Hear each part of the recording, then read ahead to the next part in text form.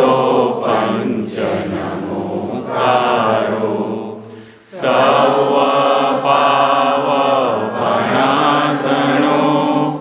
मंगलानंच सवेसिं परमं हवै मंगलम् परमं हवै मंगलम्। मंगलम् भगवान् वीरो मंगलम् गौतम प्रभु मंगलम् स्थूलभद्राय जैनधर्मोऽस्तु मंगलम्। श्रीसुतदेवी सरस्वती भगवती हमको वर देना जीवन की बांसुरी में देवी श्रद्धा का स्वर भर देना सम्यक ज्ञान का दीप जलाकर मन का तिमिर हटा देना ना भूले ना भटके माता ऐसी राह बता देना। ओम ह्रीं श्री गुरुभ्यो नमः। सात चक्रों। ओम ह्रीं श्री गुरुभ्यो नमः। ओम ह्रीं श्री गुरुभ्यो नमः। ओम ह्रीं श्री गुरुभ्यो नमः।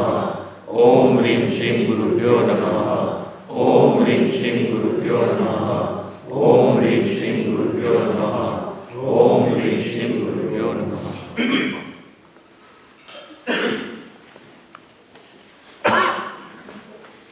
वीर संवत 2541 विक्रम संवत 2071 कार्तिक वध चौथ सोमवार तारीख 10 नवंबर 2014 परम पूज्य उमा स्वाति जी रचित श्री तत्वार्थ सूत्र के ऊपर आज हमारा 46वां स्वाध्याय है। स्वाध्याय शुरू करने से पहले मैं अपने दर्शकों को ये कहना चाहता हूँ कि आज आपको आश्चर्य लगेगा कि मैं हिंदी में क्यों बोल रहा हूँ, लेकिन 99% तो लोग गुजराती में ही सुनते और सुन पाते हैं, लेकिन कई दर्शकों की विनती थी कि आप हिंदी में कम से कम एक स्वाध्याय तो करें हर एक अध्याय के ऊपर। वैसे विवेचन तो हमने पूर्ण किया 7वें अध्याय का, तो 7वां अध्याय का पूरा विवेचन तो हम पूरा तो नहीं कर सकते, लेकिन 7वां अध्याय का ऊपर से समझूती पूरी कर सकते हैं। इसलिए आज हम हिंदी में आपको सुना रहे हैं। उसके बाद फिर से जब 8वां अध्याय शुरू होगा तो फिर से गुजराती में, फिर विवेचन जो होगा पूरा अध्याय का इसी तरह होगा। और मैंने अपने स्वाध्यायों की परमिशन ले ली है, तो कोई दिक्कत नहीं आप लोगों को, ठीक है। चलो हम शुरू करते हैं। 7वां अध्याय जो है वो किसके ऊपर है? व्रत के ऊपर और व्रती के ऊपर। व्रत, व्रती, व्रत के अतिचार, ये 7वें अध्याय में समाया हुआ है। तो ये जो है वो 6वें अध्याय जो था आश्रम, वो आश्रम का ही आगे लंबा विस्तार है, आश्रम का ही एक्सटेंशन है, उसका ही आगे बढ़ता है आश्रम के लिए। तो व्रत जो है, तो व्रत क्या है? वो पहला सूत्र देखिए, हिंसा अनुरुत स्तेय अब्रह्म परिग्रहेभ्य विरति ही व्रतम।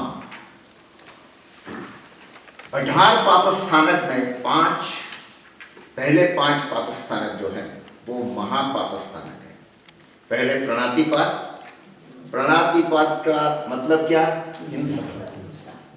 दूसरा क्या है? वृषावाद का मतलब है अनुरुत का मतलब झूठ या तो असत्य। तीसरा है अदत्तादान का मतलब स्तेय। चौथा चोरी या स्तेय। चौथा का है मैथुन परिग्रह।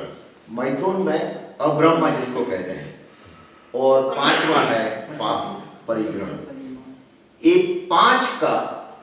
5 से विरति लेना, 5 से विरक्त होना, 5 से छुटकारा पाना, 5 से बंद हो जाना, 5 से मुक्ति पाना, उसी का नाम व्रत है। ठीक है, समझ में आ गया? उसी का नाम व्रत है, उसको हम व्रत कहते हैं, 5 से छुटकारा। अब देखो विरति शब्द निकाल दो, विरति शब्द निकाल दो तो 5 महापाप हो गया, उसको हम व्रत नहीं कहते। 5 महापापों को हम व्रत नहीं कहते। जब विरति शब्द बीच में ला दो तो ये सब व्रत हो गए। क्यों? क्योंकि जहां तक महापाप है वो तो पाप ही है, लेकिन उससे बंद हो जाना, उससे अटक जाना, उससे छुटकारा पाना, उससे निवृत्ति लेना, उसी का नाम व्रत है। इसलिए विरति शब्द बहुत महत्व का है। अगर विरति को उठा लो तो ये पाप बन गए, तो व्रत नहीं है। विरति को साथ में जोड़ दो फिर व्रत बन गए। ठीक है, समझ में आ गया? 5 पाप जो है वो व्रत कब बनता है? विरति से। तो विरति बहुत महत्व का शब्द है। विरति का मतलब क्या? विरति का मतलब बंद हो जाना, जो आश्रव आते हैं उसको रोकना, उसको कहते हैं विरति। आश्रव को रोकने का ये आश्रव ही है।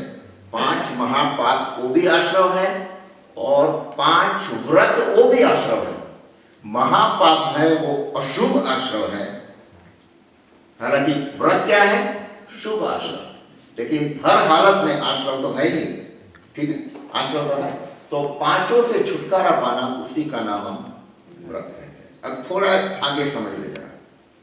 ये व्रत है, व्रत कब रहता है? जब मन से, वचन से, काया से, तीनों से वृत्ति, एक से वृत्ति नहीं, सिर्फ काया से वृत्ति नहीं है। मन से वृत्ति, वचन मतलब वाणी से वृत्ति, और काया से वृत्ति, तीनों का व्रत है। और एक बात समझ लेना जरूरी है कि व्रत के 2 पहलू हैं। पहला की बात यह हुई कि इन सब से निवृत्ति लेना व्रत है।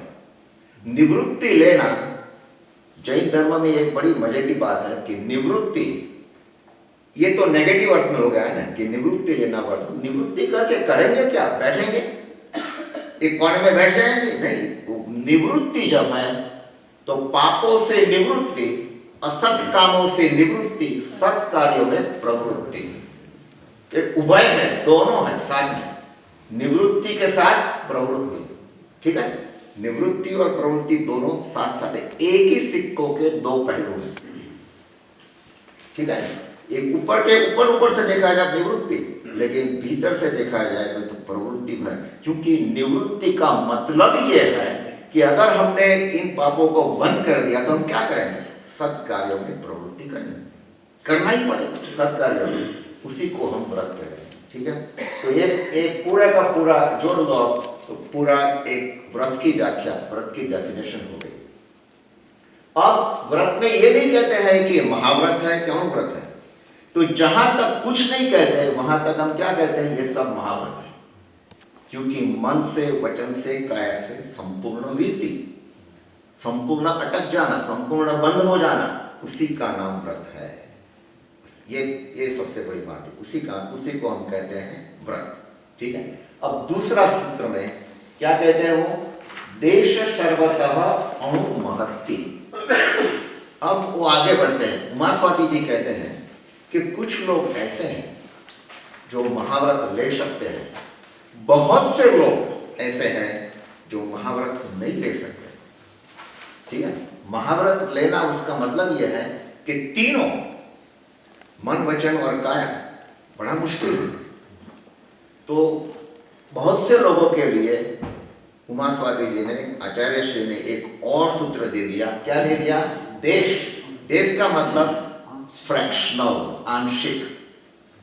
देश का मतलब पूरा नहीं, थोड़ा सा व्रत अगर जीवन में आ जाए, अगर पूरा ना आए, थोड़ा सा भी आ जाए, उसको कहते हैं देश। और उसको जुड़ा है किसके साथ? अणु। ये अणुव्रति कहलाता है। और जो सर्वथा जिसने सब पापों को छुटकारा दे दिया, सर्वथा जिसने सब पापों को छोड़ दिया, इसको हम कहते हैं महत्ति। का मतलब क्या है? महाव्रत। अब समझ में आ गया महाव्रत और अनुव्रत का भेद क्या है। देश से अगर करना है तो देश से जो है ना, ये भी एक बड़ा विशाल शब्द है। देश से मतलब क्या? देश का, देश का मतलब ये है कि आंशिक। तो आंशिक की भी कोई डेफिनेशन होनी चाहिए। आंशिक का मतलब क्या? देखिए, जो सर्वथा महाव्रत है वो तो 100%, पूरे 100%, वो तो उसको महाव्रत हम समझ जाते हैं। लेकिन देश में उसका परसेंटेज क्या है, उसका प्रतिशत क्या है? तो कहते हैं कि पूरा 1% से लेकर के 99% तक जब आप ये आदर करते हैं तो उसको कहते हैं अनुव्रत। मैंने एक बार बताया था, जैसा एक रेगुलेटर है लाइट, जैसे डिमर है ना, डिमर, तो उसको थोड़ा नीचे करो, थोड़ी सी लाइट तो आती है, पूरा घना अंधेरा नहीं छाया हुआ है। अगर थोड़ी सी भी प्रकाश है उसमें हम देख सकते हैं, चल सकते हैं बिना कोई तकलीफ, तो उसको कहते हैं देशवंत। पूरा चाहे 1% भी क्यों ना हो, अब जितना डिमर को ऊपर ले जाए उतना प्रकाश ज्यादा मिलेगा, इसका प्रकाश कितना मिलेगा, तो प्रतिशत बढ़ते जाएंगे। तो 1 से लेकर के 99% तक जो हम व्रत लेते हैं उसको कहते हैं अनुव्रत। पूरे 100% उसको कहते हैं महाव्रत, उसको कहते हैं महा। ये दोनों फर्क समझ गए। अच्छा, और दूसरा फर्क ये है कि 5 महाव्रत, अब ये जरा समझ लो, लास्ट टाइम टेस्ट में था ना, कई लोगों को उलझन में पड़ गए थे कि क्या जवाब लिखना। जैसा 5 महाव्रत है, इतना अनुव्रत भी कितने हैं? 5 ही। महाव्रत का मतलब बड़ा व्रत, मतलब पूरा, वो 5 का विस्तार कम कर दिया, उसको कहते हैं अनुव्रत। अभी शिव व्रत की बात ही मत करो, वो तो आगे आएगी, हाँ, वो तो बात आगे आएगी। 5 जब 100% है तो महाव्रत, 1 से 99% है तो अनुव्रत। 5 महाव्रत तो अनुव्रत भी कितने हैं? 5 ही है, अनुव्रत 5 ही। अच्छा, एक ये फर्क है। दूसरा फर्क क्या है कि अगर महाव्रत आपको लेना पड़ता हो तो एक ही साथ लेना पड़ेगा। मतलब जो श्रावक दीक्षा अंगीकार करता है, वो दीक्षित होने को जाता है, उस वक्त उन्हें 5 महाव्रत एक साथ स्वीकार करना पड़ता है। अनुव्रत के लिए कोई ऐसी शर्त नहीं है। अनुव्रत या तो आप 1 ले लो, 2 ले लो और 5 ले लो, कोई फर्क नहीं पड़ता। अनु या माने अनु, ठीक है। ये बड़ा फर्क ये समझ लेना चाहिए महाव्रत और अनुव्रत में, ठीक है। अच्छा, तो जो अनुव्रत है उसको बड़ा नाम क्या दे दिया? स्थूल। स्थूल का मतलब मोटा, स्थूल का मतलब मोटा, बड़ा। उसका मतलब क्या? स्थूल प्राणातिपात वीरवाण व्रत। मैं बड़ी बड़ी हिंसा नहीं करूंगा, मोटी हिंसा का मैं त्याग करूंगा। अगर सूक्ष्म हिंसा है, आगे देखेंगे हम, स्थावक, उसका हम त्याग नहीं कर सकते। वृषावाद का मतलब क्या? मैं बड़ा झूठ नहीं बोलूंगा, छोटा छोटा सा है तो हमारा व्यवहार हो गया आजकल। ये तो फैशन हो गई है झूठ बोलने की। घर पे नहीं है, बाहर गए हैं, कब आएंगे पता नहीं, तो घर में ही बैठे हैं, महाशय तो सोते हैं आराम से, तो कहते हैं घर में नहीं है। छोटा सा तो वो तो चलता रहता है। बड़ा झूठ बोलो तो फिर व्रत का भंग होता है, उसका त्याग करना चाहिए। तीसरा जो है स्थूल दत्तादान, मतलब चोरी। बड़ी बड़ी चोरी की बात नहीं है, छोटी छोटी, बड़ी बड़ी चोरी का त्याग करना है। छोटी चोरी, आपके घर में आया कि न्यूज़पेपर ले लिया, पढ़ लिया, तो क्या पूछने की कोई जरूरत नहीं। बाकी और कोई घर ले जाने कोई चीज है, मिठाई का बॉक्स पड़ा है, घर ले जाते हैं तो चोरी होगी, तो चोरी होगी। फिर क्या कहते हैं? मैथुन। मैथुन, बड़ा मैथुन। बड़ा मैथुन का मतलब क्या है? सिर्फ एक से ही संतोष, एक जिसके साथ शादी थी उसी के साथ आप मैथुन की छुट्टी, बाकी नहीं। और परिग्रह, परिग्रह भी आगे आएगी, डेफिनेशन उनकी व्याख्या आएगी। मूर्छा परिग्रह, अगर मूर्छा नहीं है, और ब्रॉड सेंस से देखा जाए तो जब बहुत सी वस्तुएं हम घर में इकट्ठी करते हैं जिसकी जरूरत नहीं और उसके प्रति हमारी आसक्ति है, उसको कहते हैं परिग्रह। छोटी छोटी की बात नहीं, ठीक है। तो ये समझ में आ गया? कोई किसी को कोई सवाल? अब ये जो है हिंसा का थोड़ा विस्तार है। हिंसा का इतना विस्तार क्यों किया? देखिए, 5 महाव्रतों में हिंसा है लीडर, हिंसा मुख्य है। बाकी के 4 व्रतों, जो खेत में एक बाड़ बनाई जाती है, खेत की रक्षा के लिए एक बाड़ बनाई जाती है, वो बाड़ जैसा है। हिंसा एक व्रत का, सब व्रतों का राजा है। हिंसा ही सबसे बड़ा व्रत है। तो हिंसा का विस्तार कहां किया? यहां किया। ये किसके लिए किया? हमारे लिए, जो अनुव्रतधारी है, जो श्रावक है, उसके लिए। अब देखिए ऊपर का शब्द देखो, हिंसा कितना % लिखा है? जब 100% लिखा है, वो किसके लिए है ये हिंसा? महाव्रतधारियों के लिए। तो फिर नीचे का कोई पढ़ने की आवश्यकता ही नहीं है, ठीक है ना। जिसको 100% व्रत लेना हो, जो महाव्रत जिसके पास है, उसके लिए, और ये सब बातों का कोई सवाल ही नहीं है, इसमें जाना ही नहीं। लेकिन जो अनुव्रतधारी है, जो छोटा छोटा व्रत लेते हैं, उनके लिए ये सब अपवाद है, अपवाद है। और किसी कोई चीज करनी है, कोई चीज नहीं करनी है। तो देखे हिंसा 100%, उसका 2 में विभाजित हो गया। पहला विभाजन है स्थावर, दूसरा है त्रस। त्रस माने जो हलते हैं, चलते हैं, द्वेंद्रिय, तेंद्रिय, चौरेंद्रिय, पंचेंद्रिय, सब त्रस जीव है। स्थावर जीवों माने एकेंद्रिय जीव, ठीक है। तो उसमें क्या कहते हैं? त्रस जीवों की हिंसा, उसका त्याग करना या नहीं करना? त्याग करने का। अब समझ में आया? समझना, त्याग करना मीन्स छोड़ना। त्रस जीवों की हम हिंसा कभी नहीं कर सकते। अगर हम अनुव्रतधारी हैं तो त्रस जीवों की हिंसा से हम बचते हैं। त्रस जीवों की हिंसा हम नहीं कर सकते। तो बाकी रहे स्थावर जीव। स्थावर का मतलब सूक्ष्म जीव, सूक्ष्म, इसलिए अणु कहते हैं। अणु का मतलब ही यह है सूक्ष्म। सूक्ष्म जीव मतलब क्या? पेड़ है, झाड़ खड़े हैं, पेड़ है, फिर वनस्पति है, वायु का है, अप का है, तेव का है, ये सब स्थावर जीव है।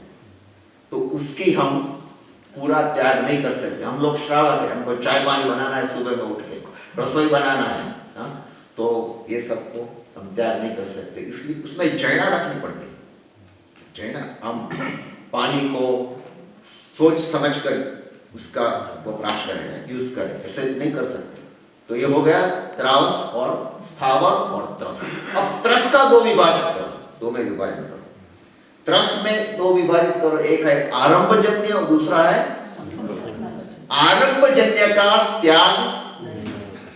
आरंभजन्य का त्याग नहीं कर सकते, संकल्पजन्य का त्याग करना चाहिए, करना ही पड़ता है।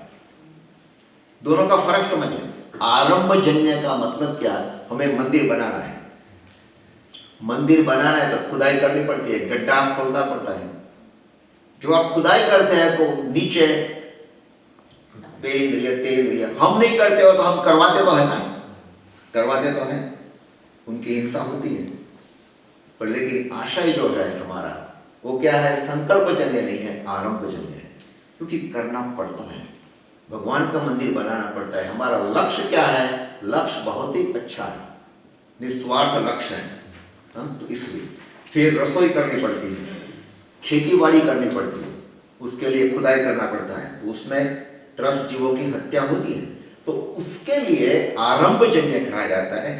उसका त्याग शक्य नहीं है। संकल्पजन्य का त्याग करना चाहिए। संकल्प माने मैं इसको मारना चाहता हूं, मैं इसको हटा के ही रहूंगा, इसका संकल्प किया। कोई खास कारण नहीं, बिना कारण, कोई कारण बिना मैं इसको मारूंगा, इसको ये करूंगा, मन से, वचन से, काया से, कुछ भी करो तो संकल्पजन्य का त्याग अवश्य करना चाहिए, अवश्य करना चाहिए। आरंभजन्य का हम त्याग नहीं कर सकते। वन क्वेश्चन, वो जो भूचर होते हैं जो कत्ल खाने में, हाँ, तो वो जो कत्ल करते वो आरंभजन्य होया या संकल्प? वो संकल्प जन्य है, क्योंकि जानबूझ के मारते हैं ना, हमें मीट चाहिए। नहीं, मगर वो तो अपने आजीविका के लिए करते हैं ना। नहीं, आजीविका के लिए जरूरत नहीं है, पहली बात ये समझ लो। हम भी आजीविका के लिए, हमारे जरूरत नहीं है।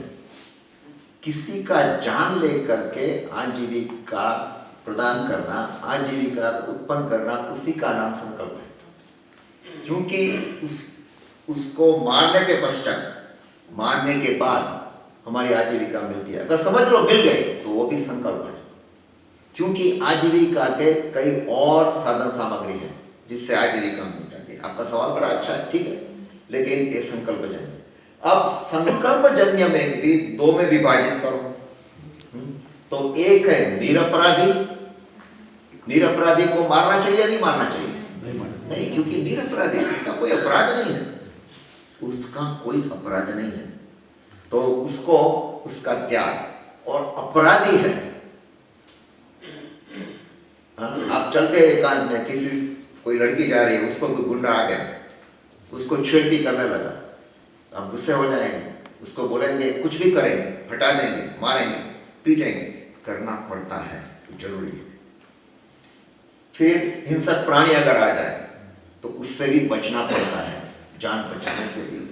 तो ये जो है अपराधी, ये क्या है? जड़ेना पूर्वक, जड़ेना रखनी चाहिए, जानबूझ कर नहीं करते हम, सोच समझ कर कि ये हमारी जान ले लेगा, अब तो हद हो गई, हमारे ऊपर टूट पड़ेगा, तो फिर कुछ करना पड़ता है, ठीक है। अगर गुंडा रात को चोर घर में घुस गया, उसको ये तो नहीं बोलेंगे कि पहले उसको चोरी करने दो, तिजोरी खोलने दो, सब ले जाने दो, बाद में, ऐसा तो नहीं करते हम।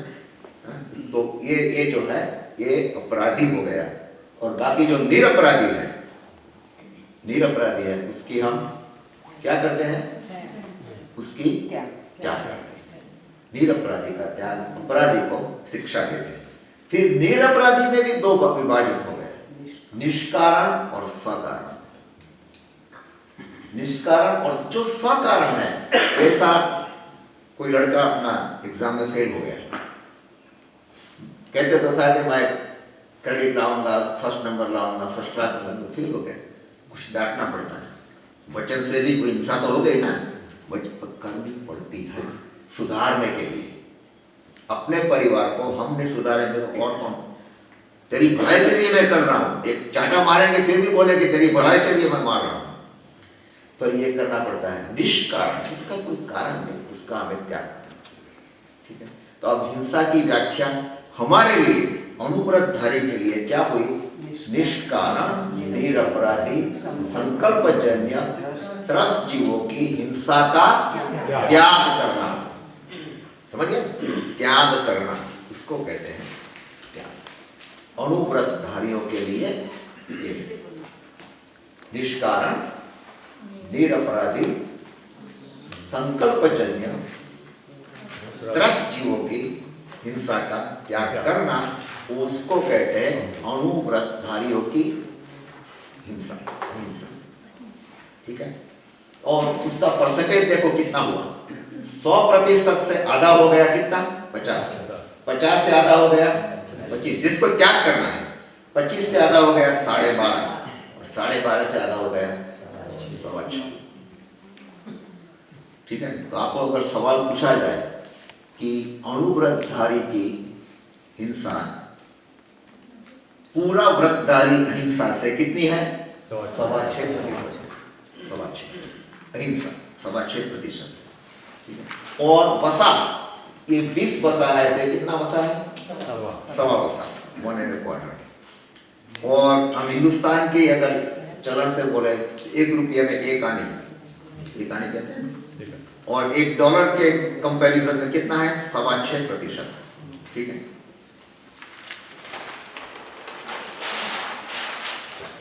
अब हिंसा की बात हमने पहले क्यों की? इसका वजह यह है कि हिंसा, जैसे बताया ना, सब व्रतों में मुख्य है, हिंसा ही प्रधान है। हिंसा को टिकाने के लिए, हिंसा को मजबूत करने के लिए बाकी के 4 व्रत बनाए गए हैं। अब देखिए,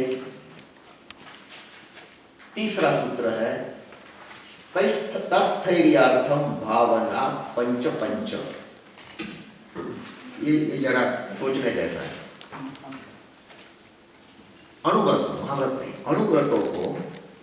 अनुव्रतों को क्या करना है? महाव्रत या अनुव्रत कोई भी व्रत हो, उसकी स्थिरता के लिए हर एक व्रतों के लिए 5-5 भावना है। अब भावना की जरूरत क्या है? ऐसा सोचना पड़ेगा, भावना की क्यों जरूरत है?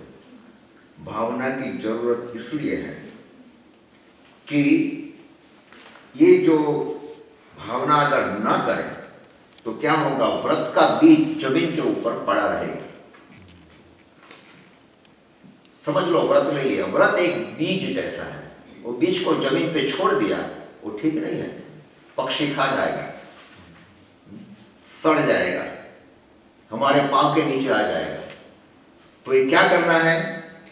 इस बीज को गहराई में खुदाई करके गड्ढे बनाना है और पूरी गहराई में भीतर के जमीन के भीतर डालना है।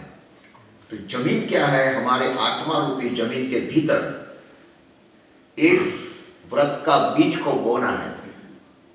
ठीक है, उसको आत्मा के भीतर, आत्मा की गहराई में जाने देना है। अगर नहीं ले गए तो फिर भावना को स्थिर नहीं होगी। तो स्थिरता के लिए एक के लिए 5-5 भावना है। एक व्रत के लिए 5-5 भावना है। अब भावना क्या है? भावना का मतलब ये है कि ये 5 जो है, ऐसा कोई गणित नहीं है कि 5 ही होनी चाहिए, लेकिन ग्रंथों के आधार पर, शास्त्र के आधार पर हर एक की 5-5 भावना। तो हमारे लिए 5 भावना याद रखने जैसी, हर एक के लिए 5-5 भावना है। ये 5 भावना क्या है ये सब बताते हैं। और क्यों बताते हैं? वजह एक ही है कि व्रत को स्थिर करना, हर एक व्रत को अपने अपने में स्थिर करना। देखिए, एक बात और मैं बताऊं, जो पहला सूत्र था ना, पहला सूत्र, तो पहला सूत्र में बताया गया विरति ही व्रतम, व्रत लेना, उसी को महाव्रत कहते हैं। अब समझ लो, लेने से क्या कोई महाव्रती हो जाएगा? सिर्फ लेने से हो जाएगा क्या? लेने के बाद कैसे लेना? समझ पूर्वक लेना, समझ जरूरी है। हर एक के पीछे क्या कहा गया, इस मतलब क्या है, इसको क्या करना है, पूरी समझ जरूरी है। समझ भी काफी नहीं है, सिर्फ ग्रहण करना, सिर्फ समझना वो भी काफी नहीं है। उसके बाद उसका आचरण होना चाहिए। और जब हम व्रत में स्थिर हो जाए, आहिस्ता आहिस्ता स्थिर होते हैं, तो उसी वक्त हमें जो सामने मुश्किलें आती है उसका मुकाबला करना पड़ता है, उसका सामना करना पड़ता है। तो ये सामना करने के लिए, मुकाबला करने के लिए हमारे में शक्ति पैदा हो, इसीलिए हम क्या कहते हैं, हर एक व्रत की 5-5 भावना, हर एक की। समझ गए ना? भावना का मतलब क्या है? व्रत को स्थिर करने के लिए। अब पहले देखो, क्रिया समिति, दूसरी मनोभुक्ति, केशना समिति, आदान निक्षेपणा समिति, आलोकित भोजन। अब बहुत डीप में तो नहीं जाएंगे, पूरा हमने चर्चा तो की है, फिर भी सोच ले क्रिया समिति का मतलब क्या? क्रिया समिति का मतलब यही है, आप जब चलते हैं फिरते हैं तो क्या रखा जाए? होश पूर्वक मतलब दृष्टि नीचे रखकर स्व और पर को ईजा ना पहुंचे इसी तरह चलना। किसी को, स्व को, अपने को भी ईजा ना पहुंचे। अगर हमने कोई पत्थर आ गया बीच में और हम ऊपर देखते हैं तो फिर गड़बड़ हो जाएगी ना। स्व के लिए और पर के लिए, पर का मतलब क्या? हम देखते हैं, ऊपर देख के जाते हैं, इधर उधर घूमते हैं, पैर के नीचे कोई जंतु आ गया, उड़ के आ गया, हमें पता नहीं, मर जाएगा। तो क्रिया समिति नहीं है। क्रिया समिति का मतलब ऐसे चलना कि अगर हम पूरा जागृत हो, होश पूर्वक चलना है, 3.5 हाथ दूर दृष्टि रखकर चलना।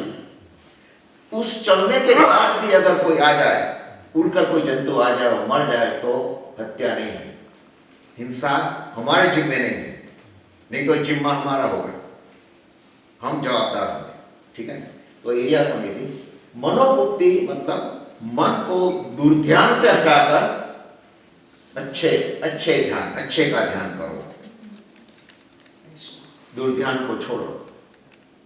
उसी को कहते हैं मन मुक्ति। का मतलब बोलना नहीं, ऐसा नहीं है, विचार तो आते ही रहते हैं, लेकिन दुर्ध्यान मत करो, दुर्ध्यान को हटाओ, सुध्यान करो, अच्छा ध्यान करो। तीसरी बात है ऐषणा समिति। ऐषणा समिति, जो चीज भी आप ग्रहण करो उनको देखकर, पूरे देखकर कि हमारे लायक है ही नहीं, ठीक है नहीं है, सचित है या अचित है, कुछ भी। आदान निक्षेपणा समिति, जिसको जे चीज को लेते हो और फिर रखते हो जमीन पे, उसको साफ सुथ करके फिर लो, देखो।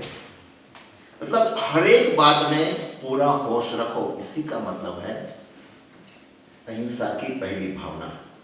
और अलौकिक बात भोजन, भोजन तो ले लिया, फिर भोजन कब करना? सूर्य प्रकाश में ही करना, कृत्रिम प्रकाश में नहीं, सूर्य प्रकाश में। और प्रकाश में जाकर देखकर भोजन करना, कोई जंतु वगैरह है कि नहीं। तो ये सब जो है वो पहली अहिंसा की भावना है। क्योंकि अहिंसा किसकी हिंसा?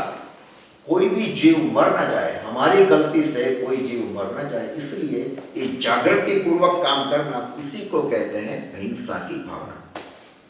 अब दूसरी भावना देखो, सत्य की भावना। तो सत्य की भावना में क्या कहते हैं? अनुविची भाषण। सत्य में क्या? जो बोलो विचार पूर्वक बोलो, सोच समझकर बोलो, इसको कहते हैं अनुविची भाषण। क्रोध प्रत्याख्यान, लोभ प्रत्याख्यान, भय प्रत्याख्यान, हास्य प्रत्याख्यान। प्रत्याख्यान का मतलब क्या? पचखान करो और न करो, तो प्रवृत्ति मत करो, क्रोध मत करो। तो क्रोध से सत्य का क्या संबंध है? सत्य का संबंध क्या है? अगर आदमी क्रोध में है तो सत्य बोल नहीं पाता है। आप देखना, आप जब क्रोध में आते हैं तो आप सच बोलते हैं क्या? सत्य आप क्या बोलते हैं? मैं जो कहता हूं वो ही सत्य है। फर्क यह है, क्रोध में कोई सत्य कह नहीं पाता। सेम थिंग लोभ में, लोभ में भी आदमी सत्य नहीं कहता, झूठ बोलना ही पड़ता है। क्योंकि लोभ आ गया ना, ये चीज मेरी है, ये मुझे चाहिए, उसके लिए आप कुछ भी करने को तैयार है, असत्य आ ही जाता है। भय से तो आदमी असत्य बोलता है, मैंने नहीं किया बाबा, मैंने नहीं किया, मैं निर्दोष हूं। आदमी एकदम घबरा जाता है, तो उसको कहते हैं भय। और हास्य प्रत्याख्यान, हास्य में भी ऐसा ही होता है। तो ये जो है दोनों दो की भावना। अब तीसरी बात है अचौर्य। अचौर्य का मतलब महाव्रतधारियों के लिए क्या है ये बताते हैं। अचौर्य का मतलब चोरी मत करना। और चोरी जो है साधु भगवंतों के लिए तो क्या चोरी होगी, लेकिन साधु भगवंत विहार करके जहां भी रुकना चाहते हैं, जहां भी वो स्थिर होना चाहते हैं, जिस घर में वो जाना चाहते हैं, उस घर के मालिक की परमिशन, उसकी मंजूरी लेकर के ही जाना, इसको कहते हैं अनुविची अवग्रह याच। अवग्रह मतलब रहने के लिए जगह, उसी को कहते हैं अवग्रह। अनुविची विचार पूर्वक, विचार पूर्वक भैया हमें एक जगह चाहिए, ये अगर किसी को दी हुई नहीं है, हमें 2 दिन की स्थिरता चाहिए, तो हम रुक सकते हैं क्या? साधु भगवान को पूछना चाहिए मालिक को। फिर कहते हैं अवग्रह अवधारण, बारंबार अवग्रह याचना। बारंबार का मतलब क्या? कि समझ लो एक बार तो आप जा चुके वहां, अब दूसरी बार भी जाना पड़े, या तो थोड़ी जगह और बढ़ानी है, पूछना पड़ेगा, फिर से पूछना पड़ेगा। एक बार घर में आए उसका मतलब ये नहीं, फिर से पूछना पड़ेगा। हर हालत में अचौर्य, अचौर्य का दोष ना लग जाए, बस यही सोचते हैं वो। पूछने में क्या जाता है कि भाई हमारे ये जगह चाहिए, बार बार पूछना पड़ता है कई बार। तीसरी जो है अवग्रह अवधारण, थोड़ी अगर ज्यादा जगह चाहिए, समझ लो कोई रोग वोग लग गया, अगर कई बार तो बाथरूम यूज करना पड़ता है, इतना डिसेंट्री जैसा हो गया, मरड़ा हो गया है, तो क्या करना पड़ता है? तो फिर जरूरत पड़ती है तो वो भी परमिशन लेनी पड़ती है, उसकी भी छुट्टी लेनी पड़ती है, मंजूरी लेनी पड़ती है मालिक के साथ। और समान धर्म अवधर्मिक समान धार्मिक अवग्रह याचना।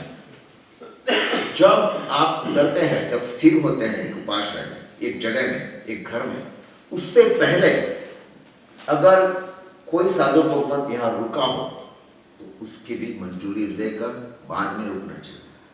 देखिए अचौर्य की कितनी गहराई में हो जाते हैं, उसको कहते हैं अचौर्य। और बाद में अनुज्ञापित पाद भोजन, गुरु की आज्ञा के प्रमाण, गुरु जो आज्ञा देता है उसी हिसाब से भोजन लेना, ये जो है अचौर्य की महाव्रत की भावना है। अब ब्रह्मचर्य की भावना,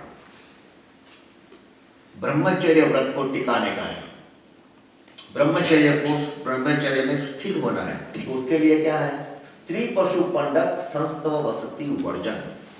वर्जन का मतलब ना हो, ऐसी जगह पे ना होना चाहिए। कौन ना होना चाहिए? स्त्री नहीं, पशु भी नहीं, पुंडक मतलब नपुंसक लोग भी नहीं, संस्तव वसति ऐसी वस्ती का वर्जन, इससे दूर रहना चाहिए, इससे दूर होना चाहिए। क्योंकि उसका रीजन यही है, कारण यही है कि अगर वो पास में है तो फिर आदमी है, तो दिल में इतनी शुद्धि न भी हो सके, सब में इतनी शुद्धि नहीं है। हर एक साधक अलग अलग परिमाण है ना उनका, मन का विचार भी अलग अलग होता है, सब इतनी गहराई में सिद्ध नहीं है। तो इसलिए स्त्री पशु पंडक संस्तव वसति वर्जन, राग संयुक्त स्त्री कथा वर्जन। जो आचार्य भगवान और साधु भगवान जो कथा कहते हैं, जो स्वाध्याय करते हैं, जो किसी शिष्य को कोई वाचना देते हैं, तो वाचना देते वक्त कभी स्त्री की बात कम करें, जिसमें स्त्री का ज्यादा वर्णन हो, क्योंकि सब स्थिर नहीं है ना, इसलिए सब स्थिर नहीं है। जहां तक आप इस व्रत की गहराई में नहीं गए हैं, वहां तक ये सब मेजरमेंट चेक करना चाहिए। मनोहर इंद्रिय अवलोकन वर्जन, वो तो बात बिल्कुल सही है, स्त्रियों के अंगों का निरीक्षण भी मत करना, अगर हो जाए तो आंख बंद कर देना, ऐसी बात। और पूर्व क्रीड़ा स्मरण वर्जन, जो शादीशुदा है, उन्होंने दीक्षा ली, तो अपने भूतकाल में पत्नी के साथ जो भी है वो पूर्व क्रीड़ा, जो कि उसका स्मरण भी न करें। और प्रणीत रस भोजन वर्जन, प्रणीत रस वर्जन मतलब मादक खाना पीना, मिठाई वगैरह, उसमें भी प्रणीत रस का भोजन वर्जित करो, ना लो, बंद करो, क्योंकि ये मादक है, उससे भी एक प्रमाद हो जाता है। तो प्रमाद से बचने के लिए ये सब करना, ये ब्रह्मचर्य की भावना है। ब्रह्मचर्य की स्थिरता के लिए ये बहुत जरूरी है, ब्रह्मचर्य की स्थिरता के लिए ये बहुत जरूरी है। और ब्रह्मचर्य की व्याख्या क्या है? मैथुन से छुटकारा, मैथुन से छुटकारा, इसी को हम कहते हैं ब्रह्मचर्य। ब्रह्म जैसी चर्या, इसी को कहते हैं ब्रह्मचर्य। ठीक है, तो अब आगे बढ़े। परिग्रह व्रत, तो पांचवा है परिग्रह, उसकी क्या भावना? परिग्रह व्रत की क्या भावना? अपरिग्रह व्रत, परिग्रह अपरिग्रह एक ही पहलू है। जब उसको व्रत कहते हैं तो अपरिग्रह, अगर व्रत नहीं कहते हैं तो पाप कहते हैं तो परिग्रह। तो उनमें क्या है? 5 इंद्रियों के विषय, स्पर्श रस गंध रूप और शब्द। इसमें बड़ा सावध रहना चाहिए, इसलिए राग और द्वेष कम करो, बस एक ही बात है। 5 इंद्रियों के विषय में राग द्वेष बंद करो तो अपरिग्रह फलता है। अपरिग्रह को फलने के लिए राग द्वेष कम कर देना चाहिए, इसको कहते हैं अपरिग्रह। समझ लो आपके पास कोई 1000 चीज है, तो आप परिग्रही है या अपरिग्रही?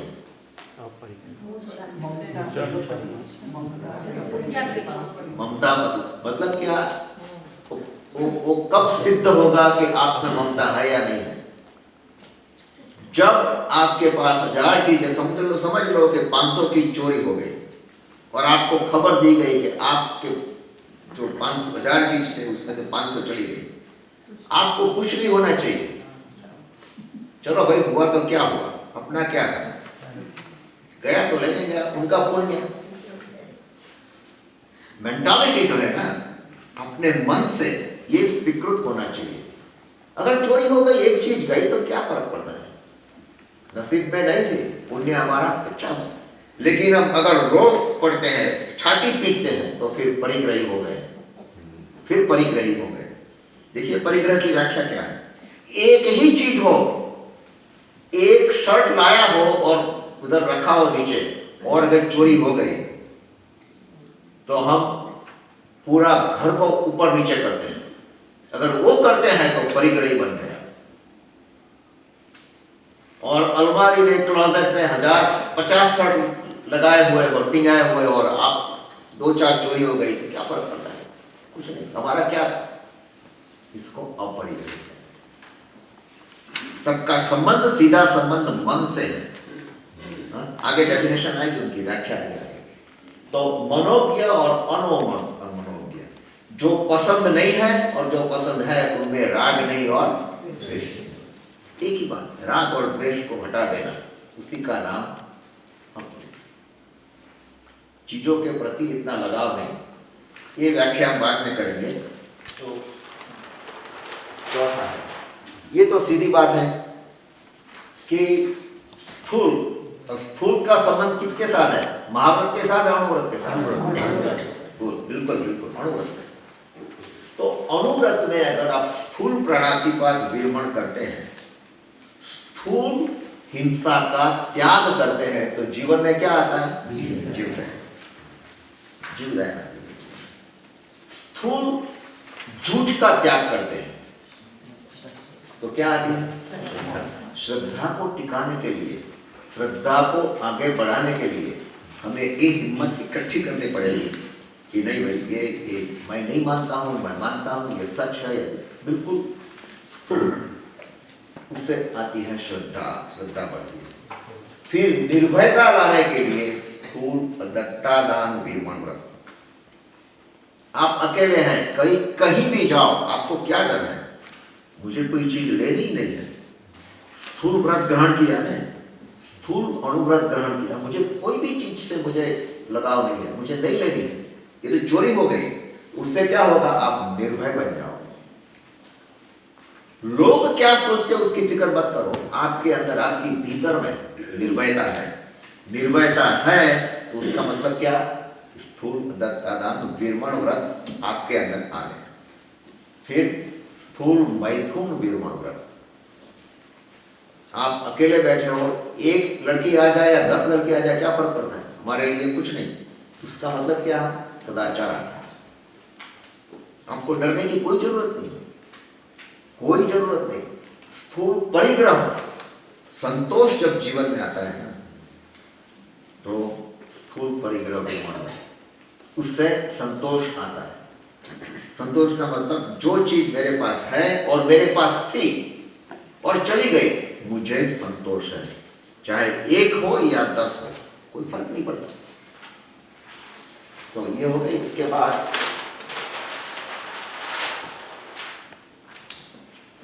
इसके बाद उमास्वादी जी एक बात कौन कहते हैं, वो बात बड़ी समझने जैसी, जरा सोचिए उसके बारे में थोड़ा।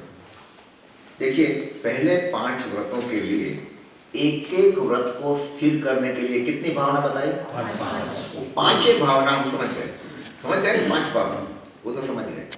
अब और एक बात बता दें, वो कहते हैं कि 5 भावना इकट्ठी साथ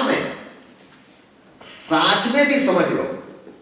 5 को एक साथ में अगर समझ लेना है, अपने हृदय में उतार देना है, हृदय की गहराई में अगर 5 को साथ में बोना है, तो उनके लिए 4 बात और कहेंगे। सूत्र 4 लेकर 7 तक, बड़ी मजे की बात है। ये 4 सूत्र हमने दिए हैं, वो 4 सूत्र किस लिए दिए हैं, 5 को एक साथ में स्थिर करने के लिए। पहले जो बताई थी वो क्या थी, अलग अलग थी, सब अलग अलग थी, समझ रहे हैं, अलग अलग। अब 5 को एक साथ स्थिर करने के लिए 4 भावना और बताइए।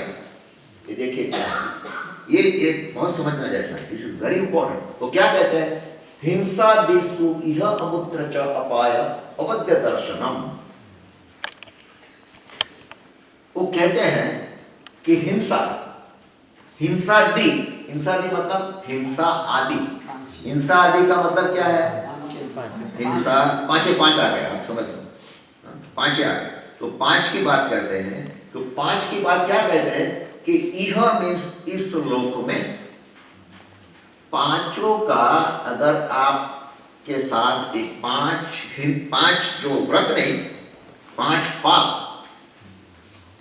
पाप का सेवन आप करते हैं, तो समझ लो कि इह मीन्स इस लोक में, अपाय मीन्स दुख की परंपरा का निर्माण आप करते हैं। बहुत मजे की बात है, पांचों एक ही साथ। तो क्या इस लोक में दुख की परंपरा का निर्माण होता है, दुख ही दुख है। और एक बड़ी बड़ी चौंकने जैसी बात की है, और क्या की है, अमुत्र अवद्य दर्शनम। अमुत्र मतलब क्या, परलोक में भी ये दुख जारी रहता है, चालू रहता है। हम तो कर्म में मानते हैं ना, जैसी करनी वैसी भरनी।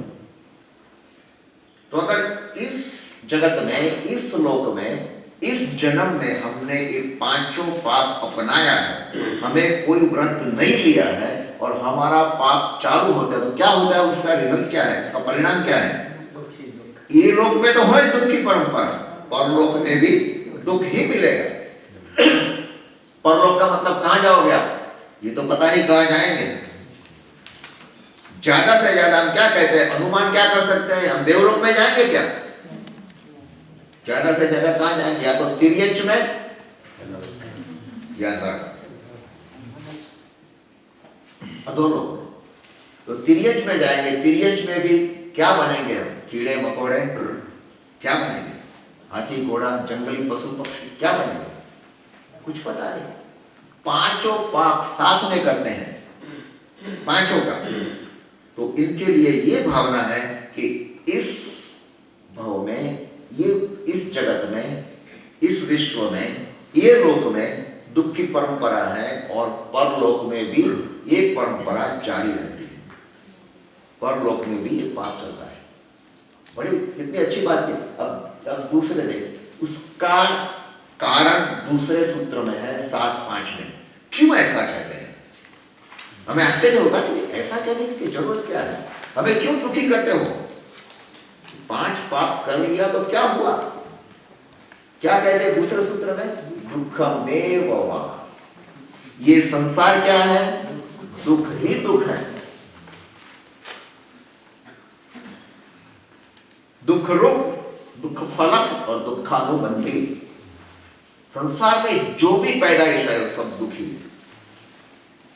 अब सोचने जैसा है कि ये सूत्र बड़ा स्ट्रांग है ना, हम कहते हैं कि इतनी नेगेटिव बात क्यों करते हो भैया, कि सुख नहीं, हम तो बड़े मजे करते हैं, पार्टी में जाते हैं, ये करते हैं, वो करते हैं, आनंद प्रमोद करते हैं, तो दुख की क्यों बात करते हैं।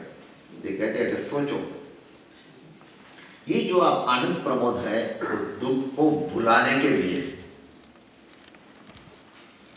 दुख को भुलाने के लिए हम ये सब करते हैं, कुछ करते हैं। जैसा खुजली वाला आदमी अगर खुजलाता है तो क्यों खुजलाता है, तो खुजलाने से उनको थोड़ा आनंद मिलता है, लेकिन बार बार खुजलाने के बाद लहू लुहान भी हो सकता है, लहू भी बहता है, तब उनको पता चलता है कि मैंने क्या किया। फिर खुजली शुरू हो जाती है, फिर खुजलाता है, फिर मजा आता है। को दुख को दूर करने के लिए ये थोड़ी सी एक सुख की झलक मिलती है। मैथुन में भी कहते हैं, शास्त्र में लिखा है, मैथुन में भी आदमी को थोड़ा आनंद मिलता है, पर ये भी आनंद कैसा है, क्षणिक है। उसके बाद वीर्य डाउन हो जाता है, मतलब अपने में रक्त जो तेज थे कम हो जाता है, वो भी ठीक नहीं है। तो ये सब जो है दुखमेव वा। दूसरा, तीसरा सूत्र और ज्यादा बड़ा जबरदस्त है, वो क्या कहते हैं? कहते हैं कि दोनों बात तो नेगेटिव हो गई, ठीक है, तो अब हमें करना क्या? आचार्य श्री बताते हैं कि अगर वो पांचों से बचना हो तो क्या करो कि मैत्री, प्रमोद, कारुण्य, माध्यस्थानी, सत्व गुणादि किलश्यमाना विनयेषु। चार भावना बताते हैं ना कि मैत्री, जगत के सर्व जीवों के प्रति मैत्री भाव रखो। तो मैत्री से क्या होगा? मैत्री किसके साथ? मैत्री का कनेक्शन किसके साथ है? सत्व के। सत्व मतलब सब प्राणियों के साथ,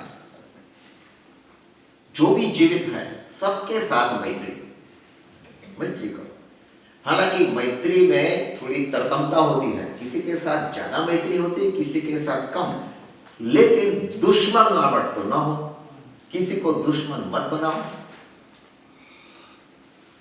हम तो बोलते हैं सामायिक प्रतिक्रमण चैत्यवंदन में सब जगह, मिट्टी में सब भुवेशु, बोलिए आगे,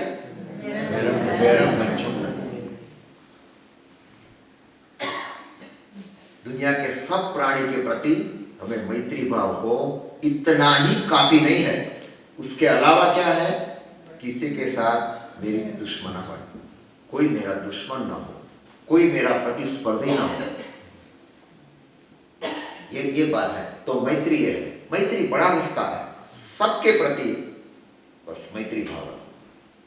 मैत्री भाव रखने से कोई, समझ लो कोई आदमी ऐसी जगह बैठा जहां हमने देखा भी नहीं, उसके प्रति हमें दुश्मनावट तो नहीं है ना, मैत्री का भाव।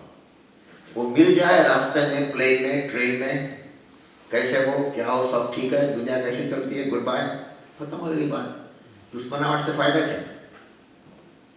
तो मैत्री भाव रखो।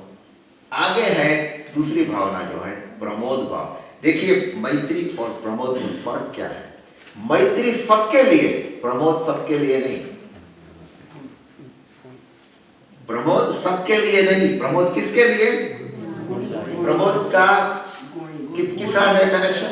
गुणाधिक, उसका जोड़ान गुणाधिक के साथ है, जो गुण में आपसे अधिक है। सब में एक तरीके से तो गुण है नहीं, कोई किसी में है, कोई ज्यादा, कोई कम। तो जिसके पास आपके अधिक गुण है उसके प्रति ईर्ष्या रखने के बजाय क्या रखो? बहुमान रखो, उनका आदर करो, उनका सत्कार करो, उनके प्रति आनंद, प्रसन्नता की वर्षा होनी चाहिए। ये प्रमोद भाव। तो प्रमोद भाव इसलिए। कारुण्य भाव, किलश्यमाना मतलब जो जीव हमारे से नीच वाला स्तर पर है, हम ऊंचाई पे है, थोड़ा वो नीचाई पे है, वो अपने नसीब के अनुसार है, वो बेचारा दुखी है, तो उसके प्रति हम कोई ऐसा बर्ताव ना करें कि ये देखो ये सड़ रहा है, कि कैसा है, उनकी क्या होगा, ऐसा नहीं। करुणा करो, करुणा भाव सबके प्रति, करुणा भाव। आप जा रहे हो रास्ते में, कोई कुत्ता समझ लो कि वो भूख तरह से पीड़ा, तो उसको क्या है, पूरी पीड़ा उसको पहुंचती है। आप दूध ला के पिलाओ एक गिलास या कुछ करो तो वो भी आशीर्वाद देगा। ये करुणा करो। और सबसे बड़ी बात तो ये है, जो मध्यस्थ भाव किसके प्रति? अविनय, जो अविनय रखता है। ये बड़ा कठिन है, समझने में तो बहुत आसान है, लेकिन जीवन में उतारने के लिए थोड़ा कठिन है। ये क्या है कि जो हमारा कोई रिश्तेदार हो, कोई मित्र हो, या कोई भी हो, हम उनको सलाह देते हैं, हम उनको कहते हैं कि भाई ये करो, ये करो, ये मत करो। अगर हमारी सलाह का कोई मतलब नहीं निकलता और एक कान से दूसरे कान से निकाल देते हैं, कोई अर्थ नहीं होता, या तो विपरीत वर्तन करता है, तो आप क्या करो? उसके प्रति मध्यस्थ हो। उसको कुछ बोलने का अर्थ ही नहीं है, क्योंकि ये सोचो कि उसके जितना मैं ज्यादा कहता हूं उतना ही वो उल्टा जाता है। उसको ठोकर खाने दो, अपने आप सीधा हो जाएगा। ठीक है? तो ये मध्यस्थ भाव, तो ये चार भावना मैत्री, प्रमोद, करुणा और मध्यस्थ किसके लिए है? पांचों व्रतों की स्थिरता के लिए। पांचों इकट्ठे, मैत्री प्रमोद करुणा और मार्गदर्शन। देखिए ये चैप्टर कितना इंपॉर्टेंट है। ये व्रत के ऊपर सिर्फ व्रत कह के रह नहीं गए, व्रतों की स्थिरता की बात कर रहे हैं कि व्रत को हम गहराई में कैसे उतारे अपने अंदर। और एक जबरदस्त बात तो ये इस सूत्र में है, जगत काय स्वभाव च संवेग वैराग्यार्थम। संवेग और वैराग्य दोनों दो शब्द बड़े महत्व के हैं।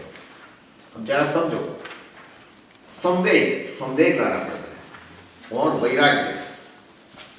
वैराग्य की तरतमता है। हम में अगर वैराग्य कम हो, दूसरों में वैराग्य का मतलब ये नहीं कि सब बंद कर दो और एक कोने में बैठ जाओ, इसको वैराग्य नहीं कहते। वैराग्य आत्मा मन के अंदर है, मन के भीतर है, वो वैराग्य, ठीक है। राग द्वेष कम हो जाना वैराग्य, और संवेग मोक्ष के प्रति ज्यादा राग, और संसार के प्रति थकावट, हम थक गए अब संसार से। तो उसके लिए क्या है, दो चीज याद रखनी पड़ती। जगत स्वभाव, एक जगत का स्वभाव ही ऐसा है, जगत का स्वभाव ऐसा है, कोई चीज टिकने वाली नहीं है, सब चीज अनित्य है।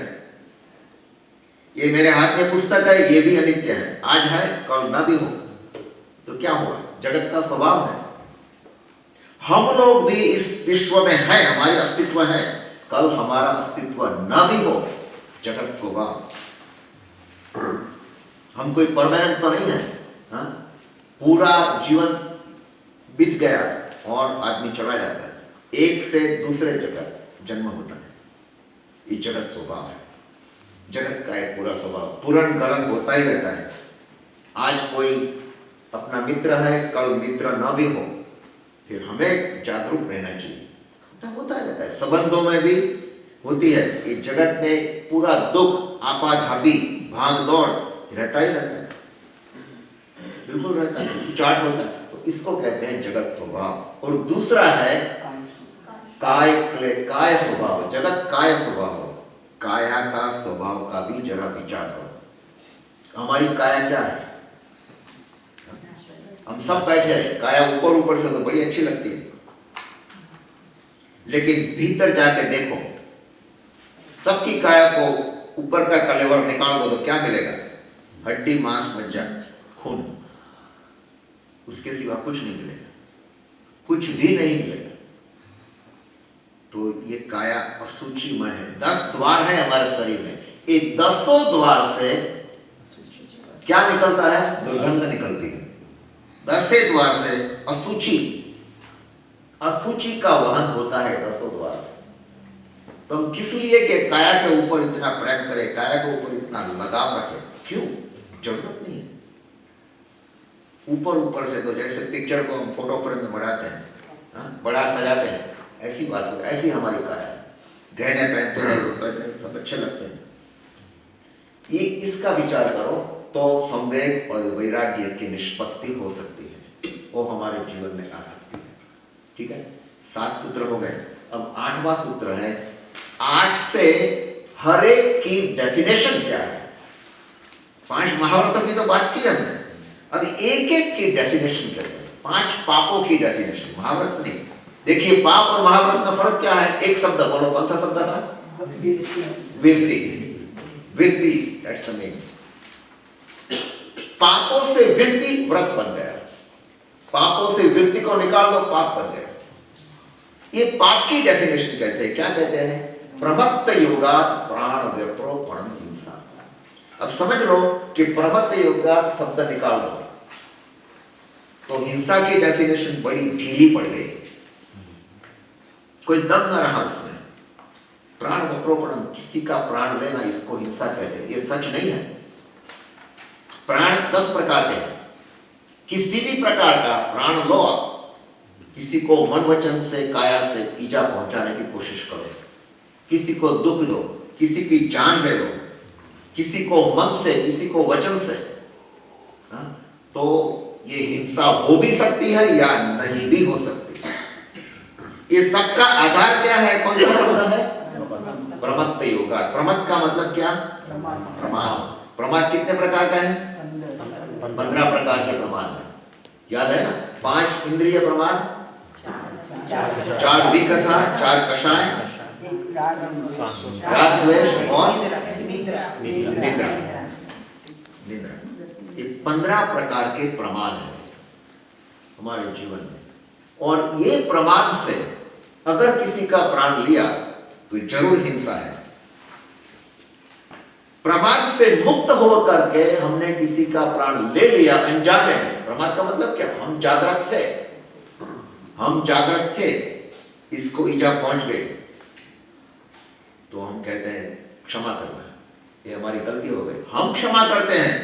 पर लेकिन कर्म प्रकृति भी आपको क्षमा करेगी, क्योंकि आप अप्रमत्त भाव से गुजर रहे हैं।